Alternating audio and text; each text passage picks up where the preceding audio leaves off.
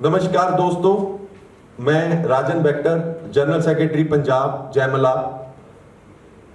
दोस्तों, मैं इस मैसेज के जरिए सबसे अनुरोध करना चाहता हूं कि जो सरकार ने 15 मार्च 2019 को अमेंडमेंट की है सीईए एक्ट के अंदर, मेडिकल लेबोरेटरी की जो अमेंडमेंट, मिनिमम स्टैंडर्ड्स की अमेंडमेंट की है, उसमें हम लोग पूरे भारतवर्ष में एक अनुरोध करना चाहते हैं और आपसे भी सलाह मांगना चाहते हैं कि कोई चीज हम मिस कर गए हो तो हमें जरूर बताइए, क्योंकि हमें 30 दिन का समय मिला है, उसमें से भी 10 दिन निकल चुके हैं।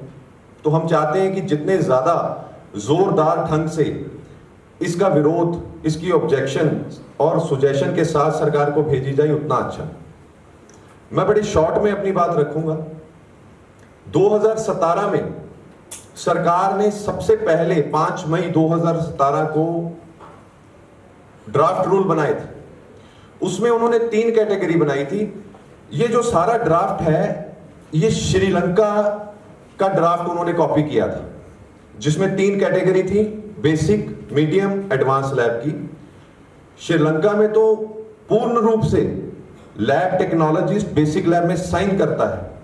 उन्होंने ड्राफ्ट तो उसको फॉलो किया, उसका कॉपी किया, लेकिन यहां पे उन्होंने बेसिक लैब में एमबीबीएस एसेंशियल किया। तो उसका नेचुरली सबसे पहले उन्होंने इसमें हरियाणा टारगेट किया। पूरे भारत में इसका जोरदार ढंग से विरोध हुआ। सरकार को भी कहीं ना कहीं अपना वोट बैंक हिलता दिखाई दिया। तो उन्होंने इसके लिए ऑब्जेक्शन और सुजेशन जो हमारे गए, उसको कंसीडर करते हुए फाइनली 18 मई 2018 को इसको फाइनल के रूप में लेके आए कानून को, जिसमें उन्होंने हमारे हक में बहुत कुछ किया। उन्होंने बेसिक लैब में एमबीबीएस की अनिवार्यता को खत्म किया और उन्होंने इंटरप्रिटेशन में भी वेयर एवर लिखा। अब मैं आपको ये 2 शब्दों पे आपका ध्यान चाहूंगा। उन्होंने 18 मई 2018 को लिखा था, wherever the interpretation needed. जिन जिन टेस्टों में आपको इंटरप्रिटेशन चाहिए वहां पे एमबीबीएस जरूरी है। और उन्होंने बेसिक लैब में ऑलमोस्ट सारे रूटीन टेस्ट डाल के, और जो हमारे एडिशनल सेक्रेटरी हैं ministry of health government of India, उन्होंने भी लिखा था कि इन टेस्टों में इंटरप्रिटेशन की जरूरत नहीं है, अपनी लेटर में। वो हमारे पास आज भी है। तो उन्होंने यहां तक पहुंचा। लेकिन राजस्थान हाई कोर्ट में जयपुर हाई कोर्ट के जज ने बहुत अच्छा सवाल पूछा कि आप सीधा सीधा क्यों नहीं लिखते कि कौन सिग्नेटरी अथॉरिटी है। सिग्नेटरी अथॉरिटी में भी हमने पहले भी उनको सुजेशन भेजी थी कि आप सीधा सीधा सिग्नेटरी अथॉरिटी क्यों नहीं लिख रहे, आप ऑथोराइज्ड सिग्नेटरी अथॉरिटी क्यों लिख रहे हो। तो राजस्थान हाई कोर्ट में भी उनको जवाब देना था। 14 नवंबर 2018 को उन्होंने बोला कि हमने एक 4 मेंबर हाई पावर कमेटी बनाई है जो इस पे अपना होलिस्टिक, शुद्ध विचार रखेगी। फाइनली जो उस कमेटी की सिफारिशों पे जो अमेंडमेंट का ड्राफ्ट लेके आए हैं, ये अमेंडमेंट अभी लागू नहीं हुई है। इन्होंने 30 दिन का समय दिया है कि आप अपनी ऑब्जेक्शन बता दीजिए, फिर हम उसके हिसाब से इसको लागू करेंगे। जो अब उस कमेटी की सिफारिश पे उन्होंने 3 शब्दों की अमेंडमेंट की है, पूरे एक्ट में सिर्फ 3 शब्दों की। ये मैसेज रिकॉर्ड करने का मकसद ये है कि वो 3 समझ बहुत मुश्किल से समझ आते हैं। वेयर की जगह व्हेन किया गया है, और जहां पे लेबोरेटरी रिपोर्ट्स लिखा हुआ था वहां पे लेबोरेटरी रिपोर्ट्स ओनली लिखा गया है। और जो तीसरी चीज लिखी नहीं गई थी वो अब लिख दी गई है कि टेस्ट जो है वो डॉक्टर की प्रिस्क्रिप्शन पे जरूरी होंगे। ये 3 अमेंडमेंट की है उन्होंने। मोटे तौर पर हमारी सबसे पहली ऑब्जेक्शन ये है कि डॉक्टर की प्रिस्क्रिप्शन पे टेस्ट नहीं किए जा सकते। लोग प्रिवेंटिव टेस्ट करवाते हैं, शुगर के पेशेंट हैं, प्रिवेंटिव हेल्थ केयर के अपनी रूटीन पैकेजेस लेते हैं, जांच करवाते हैं। ये उनके लिए ज्यादती है कि वो पहले डॉक्टर के पास जाएं, फीस दें, फिर अपने टेस्ट करवाएं। एक तो सरकार कहती है कि अपनी हेल्थ का ध्यान रखो, और प्रिवेंटिव हेल्थ केयर को इनकम टैक्स डिपार्टमेंट रिबेट देता है, और सरकार कह रही है कि बिना डॉक्टर के वो प्रिवेंटिव हेल्थ केयर भी नहीं कर सकते। हमारी दूसरी ऑब्जेक्शन हमें कोई नहीं है, जो उन्होंने ऑनली किया है वो हम जानते हैं वो टेक्निकल है, क्योंकि जब आप लेबोरेटरी रिपोर्ट को ऑथोराइज्ड करते हो तो सरकार को कहीं ना कहीं डर था कि ये फिटनेस रिपोर्ट ना देने शुरू कर दें, वो हम उसको मानते हैं। उन्होंने ऑनली लिखा है, उसके साथ हम पूर्ण रूप से सहमत हैं। लेकिन जो तीसरी सबसे बड़ी अमेंडमेंट उन्होंने की है, हम चाहते हैं कि उसमें ज्यादा से ज्यादा जोरदार ढंग से विरोध किया जाए। उन्होंने पहले लिखा था wherever the interpretation needed, यानी कि जिन जिन टेस्टों में जहां पर हमें भी 10 दिन लगे समझने को कि आखिरकार एक शब्द को वेयर और व्हेन किया गया है, इसका मकसद क्या है। यूं तो किया नहीं। मैं धन्यवाद भी देता हूं हमारी जो बहुत इंपॉर्टेंट शख्सियतें हैं, आलोक सक्सेना सर, ICML से डॉक्टर पंकज कौल, जो हमें यहां तक लेकर आए हैं। महाराष्ट्र से धनंजय कुलकर्णी जी हैं, अशोक गोयल जी पंजाब से हैं, दुबे जी हैं मध्य प्रदेश से, राजस्थान टीम बहुत अच्छा केस जयपुर में लड़ रही है, गुजरात टीम सुप्रीम कोर्ट तक लड़के आए।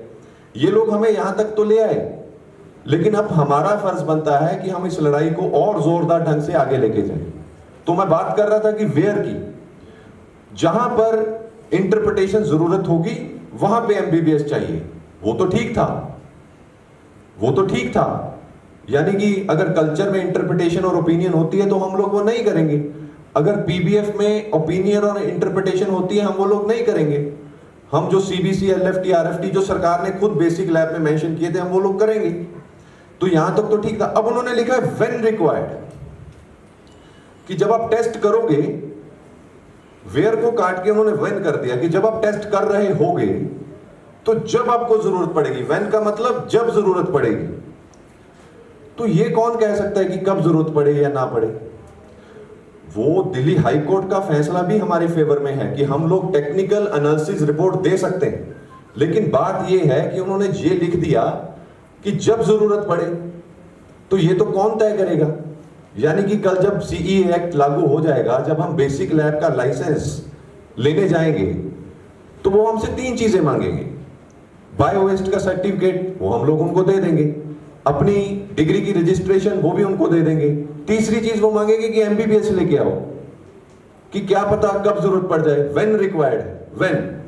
जहां तो वेयर होता फिर तो ठीक था, व्हेन कर दिया उन्होंने। ये क्यों किया उन्होंने। जब 2017 में वो MBBS एसेंशियल लेके आए थे तो IMA ने अपना रिटर्न विरोध दर्ज करवाया था।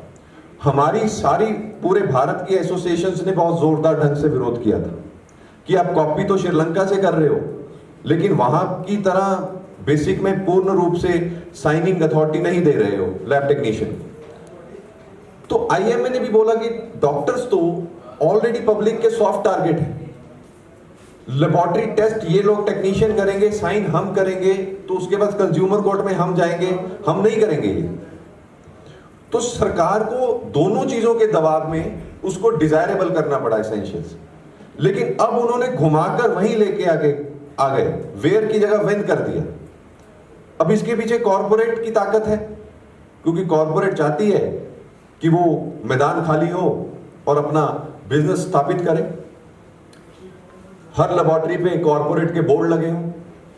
तो ये सारी रणनीति है। तो हमें 30 दिन का समय मिला है, 10 दिन निकल गए। हम आप तक ये संदेश पहुंचाना चाहते हैं। उसके 2 ही मकसद हैं। एक तो जो हम मिस कर रहे हैं तो हमें जरूर बताइए।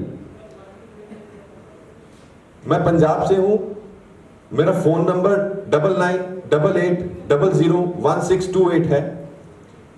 तो जो हम मिस कर रहे हैं हमें बताइए, वरना जो हम अनुरोध कर रहे हैं कि जितना जोरदार ढंग से, अब तो लोकसभा के इलेक्शन भी हैं, आप समझ सकते हैं मैं क्या कह रहा हूं। आप जितना ज्यादा इसका फायदा उठा सकते हैं आपको उठाना चाहिए।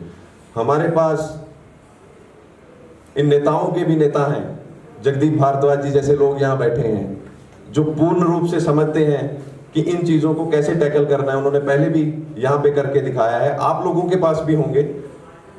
तो आप सबसे यही विनती है कि इसको प्लीज कंसीडर कीजिए और सब लोग आपस में इकट्ठा हो, क्योंकि हमारे पास कोई पूर्ण रूप से अभी नेशनल फ्रंट भी नहीं बना है।